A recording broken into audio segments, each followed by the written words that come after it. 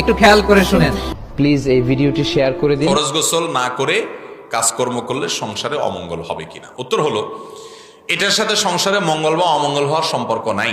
গোসল ফরজ হলে দেরি না করে তাড়াতাড়ি গোসল করে ফেলা উচিত। যদি আপনি গোসল ফরজ হয়েছে ধরুন রাত 12টায়, আপনি ফজরের আগ পর্যন্ত তো আরো কয়েক ঘন্টা আছে, এখন করতে চাচ্ছেন না, ওকে, তাহলে আপনি অজু করে শুয়ে পড়েন।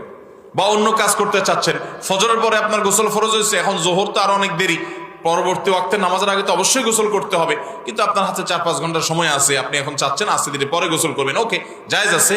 আপনি গোসল করে অজু করে নিয়ে অন্তত তারপরে ঘরের অন্যান্য কাজ করেন বা খেতে খামারে কাজ করেন, এটা উত্তম।